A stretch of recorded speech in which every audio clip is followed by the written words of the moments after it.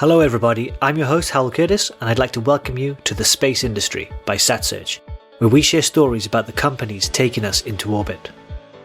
In this podcast, we delve into the opinions and expertise of the people behind the commercial space organisations of today who could become the household names of tomorrow. Before we get started with the episode, remember you can find out more information about the suppliers, products and innovations that are mentioned in this discussion on the global marketplace for space at satsearch.com.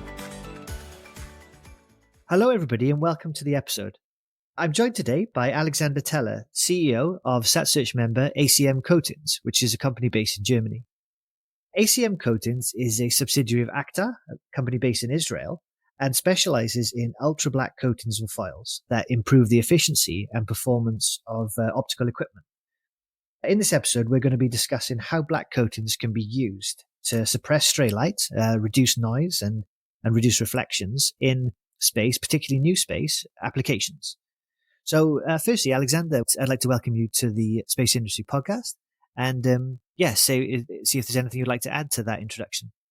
Thank you very much for the introduction. It's perfect, and we are really glad to have the ability to speak with you today. Okay, fantastic. So, let's get this. This is quite an interesting topic. We constantly deal with the software and the hardware, in particular, of space companies. That the individual subsystems and components, and whereas what ACM Coatings does is improve the performance of those components. So I wondered if you could provide a quick overview of how black coatings are leveraged in space missions and the sort of components on which they're used and how they can influence that performance from the mission's perspective. ACTA's deep black coatings and coated films are widely used in optics and photonics applications, and you can perfectly use them to suppress and absorb scattered light, but also to absorb laser power, and in addition to make surfaces with a high emissivity. And these properties offer a high potential for space missions. Stray light suppression plays a major role in optical and photonic payloads like cameras, spectrometers or telescopes, but also in solar sensors or star trackers. This is a considerable issue. The ability to absorb laser power, especially referring to a high laser-induced damage threshold of the coating, can be relevant for free space laser communication in complex systems, which may also need stray light suppression in addition. The generation of high emissivity of surfaces can be used very well with passive thermal management, but also for infrared calibration targets. This is already proven by numerous space missions to which we can return later on. Okay, interesting. So yes, quite a wide range there, and as you say, multiple uses in a singular application, both the improvement of the performance and the suppression of the stray light. So very interesting. Traditionally, optimizing stray light carefully with great precision has been very important for missions by the space agencies and larger manufacturers. Do you find that new space companies have requirements that are different from the agencies and the large OEMs that legacy missions have typically needed, or the requirements sort of along the same lines? Is the need the same, Well, yes and no. The general goal of all large mission projects as well as new space projects is the optimal optical performance under space conditions. But it is well known that the environmental conditions are different depending on the requirements in new space or Earth observation or deep space projects. Our coating technology performs in both worlds, in big space like space agencies, instrument projects with the same tools as in new space projects with maybe high volume industrialization comes into play. This is because it is here where we can perfectly combine our expertise from 25 years of space heritage and the experience from industrial serious production. This is the key difference to our competitors in the market for space-qualified coatings. Space is only one part of our company DNA Because our coatings and films have always achieved higher production records in industrial photonic applications in serious production, such as sensors, medical technology, bioanalytics, laser applications, or even in the automotive industry. And a major difference is that NewSpace projects also require cost optimization, which in our case can be realized mainly through higher volumes of the components. Our self-developed proprietary coating machines are so variable and flexible that it is possible to coat even larger quantities of components, and as the quantities increase, the cost for the coating decreases. A second related aspect is that the component sizes, the size of the components to be coated, are usually much smaller for NewSpace projects than for components such as cameras or telescopes for large missions. And the component size also has a significant impact on the cost structure. Yeah. Well, I imagine it would. That's really interesting. And in the work that you've done in other industries, particularly, like you mentioned, medical industries, there are quite stringent qualification requirements. And so bringing that experience of going through those compliance procedures outside of space into space as well must be interesting too. Now, there are qualification requirements for sort of, commercial off-the-shelf, COTS-based NewSpace components for outgassing, thermal stability, radiation, and so on. These are often different from the ECSS-driven space agency mission requirements for deep space exploration, travel to other planets, etc. Are there any specific qualification requirements that you've had to change or adapt in your solutions in order to tailor to the new space market? On the one hand, it's true that deep space missions or missions to other planets have different requirements, perhaps more demanding requirements than missions in low Earth orbit for new space applications. On the other hand, there have always been large missions like the Copernicus weather satellites, which were in low Earth orbit with relatively same requirements. A special focus now with NewSpace components is, of course, always the resistance to atomic oxygen.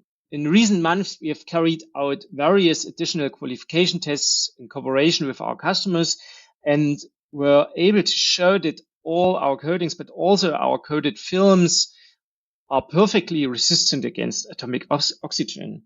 In addition, we can say that we have coatings that have been qualified for large missions and extreme temperature ranges.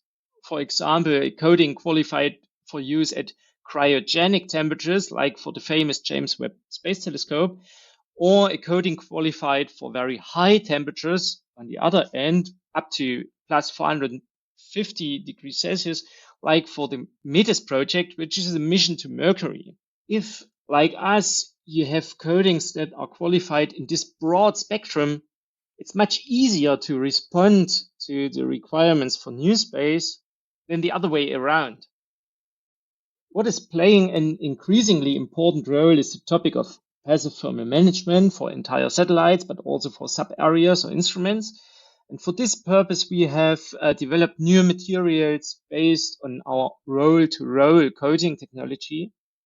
We can coat a thin film substrate, typically polyimide like Kapton, with either our deep black coating, which has a high emissivity and a high solar absorption, or with a white coating option, which has a relatively high emissivity but a relatively low solar absorption to improve the passive temperature management of small satellites. It's very much about the performance requirements of the individual components and subsystems rather than what the mission overall is trying to achieve. Because as you're saying, if the coatings and the films are qualified for large temperature ranges and stringent requirements, you're able to adapt them to meet different aspects without too much change. So that's really interesting. Now, well, let's take one area. So let's take cameras as an example. Obviously, you'd imagine the optical requirements in cameras would demand lots of use of minimizing stray light and optimizing optical performance. There are several COTS camera manufacturers emerging that are targeting the new space market in visible, near infrared, and shortwave infrared bands, and across different spatial resolutions as well. And we talk a lot about these sort of applications. We hear a lot about them, and in the industry, and the end users are growing as well. But of course, everything in space comes with trade-offs. So what are the kinds of trade-off that such camera manufacturers or the users of them would need to consider when selecting the right sort of coatings and substrates to increase the overall performance of the camera? Well, the first thing to note is that stray light and optical performance are, of course, dependent on the wavelength range of the application. Stray light problems often arise when you take an existing system design that comes from the visible wavelength range and change the wavelength range to near or shortwave infrared. There you often see stray light effects that were not seen in the visible range. So what is the reason for this? The reason is that the absorption of light in surfaces, in our case in black surfaces, is wavelength dependent, and surfaces frequently used in technology such as anodizing actually only absorb light in the visible range and become transparent or even reflective in the infrared, or even already in the near infrared, starting at 650 nanometers. This means that the optomechanical components I've used for my lens that perfectly worked in the visible range already act like reflectors in the near infrared and can massively deteriorate the performance. In contrast, we can claim with our deep black coatings that they absorb in an extremely wide range from UV over the visible into far infrared. We cover everything up to a max wavelength of 15 micrometers. And this also covers all photonic applications that we see today for the NewSpace market. Long story short, the wavelength range plays a major role in the consideration of this topic. As soon as you get into the infrared range, stray light issues are much more critical and cannot be tackled with conventional surfaces. This also means that you cannot avoid creating a new stray light design for your specific product line and answering the questions about optical performance and stray light suppression with this design.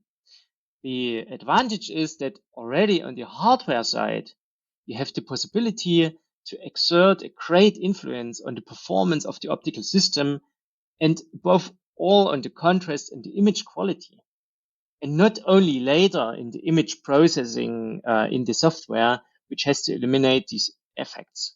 The goal should be always to realize an image that is as good as necessary for the application on the one hand, and on the other hand, you would like to match as many customer requirements and applications as possible with such an optical system for the NewSpace. Right, brilliant. So as good as onboard data processing and image post-processing are becoming, if you can improve the quality of the pictures coming into the system in the first place, then you're obviously going to get a better result. And I'm very interested in that you're saying cameras, as an example, can be adapted from different wavelengths, but not without some optimization calibration work, which as you said, it sounds just vital. Yes. So yeah, that's great. Thank you. And that's on the payload side, obviously. I wondered if you also had any recommendations for teams that are using or designing, from the supplier side as well, designing star trackers or sun sensors. These navigational components that can be affected by stray light and reflection.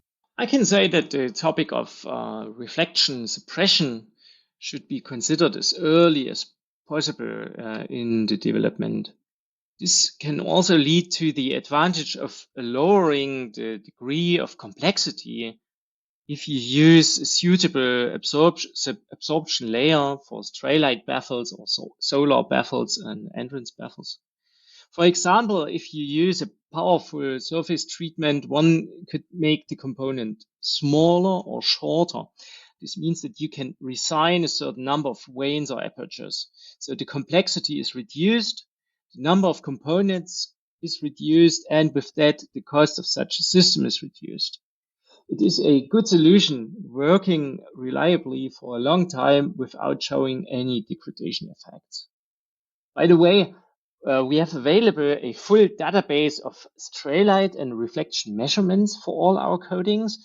This data is called BRDF, which is bidirectional reflectance distribution function, and it is used in stray light design and analysis software. Using this data will enable you to see the effect of our coatings very early in the development process. Just reach out to us and we'll make it available for you. We can link to that definitely in the show notes of the episode. Thank you. That's you can't overemphasize, I think, the benefits that simplicity can bring in space, in any space hardware, reducing everything that you require in that process and time, power requirements, everything. So that's a really good point there. So thank you. I think just to finalize here, there's an array of different component manufacturers focused on sun sensors, star trackers, cameras, as we've mentioned, and various other kinds of optical technology. Some you mentioned earlier, inter-satellite links with optical communications. Lots of these are emerging for NewSpace, for the NewSpace market at the moment. How do you see the market for you as a coatings provider evolving in the next, say, 5 to 7 years, notwithstanding pandemics and global invasions and whatever else we have? So. Yeah, well, in general, photonics, not only for space, has always been a growth market. We see with the NewSpace movement a strong demand, a strong growing demand for surface solutions, a solution for absorbing surfaces in our case. Especially this fast growing market with new companies, new players coming in can become more confusing. Therefore, communication platforms and supplier platforms like SatSearch play a big and important role in our daily work. On the one hand, to be visible to the industry, but also to give us a better understanding of the new players and their requirements. It's fair to say that we have a very positive view of the market, and of course, we want to grow with it. We are permanently looking for new fields of application for our surfaces, besides the classic stray light suppression for cameras, telescopes, or spectrometers, star trackers, and solar sensors. Of course, we do see also big potential for laser absorption, especially big potential for laser satellite communication and free space communication, but also for passive thermal management for instruments and satellites. Well, fantastic. Thank you. That's a very wide range of areas and, a very exciting outlook for you guys there. So that's everything I wanted to cover. Really appreciate you being able to spend the time with us today. And I think the listener base will have learned a lot about the importance of coatings, the applications of coatings and files in different situations, and how to manage the trade-offs and the considerations from both a user's and potentially a supplier's point of view. So I'd like to thank you very much for your time and attention today, Alex. Thank you very much. It was a big pleasure to speak with you today. Thank you. And to all our listeners out there, you can find out more about Actar and ACM coatings on the SatSearch platform. We'll provide you some links in the show notes to this show, and you can take the opportunity to reach out to Alex and the company and the team there with any of your questions about the material that we've covered today. There's also information about lead times and data sheets and all sorts that we can help you access, and we will be happy to help you with anything that you need in your procurement or trade study purposes. Thank you very much. Thank you for listening to this episode of The Space Industry by SatSearch.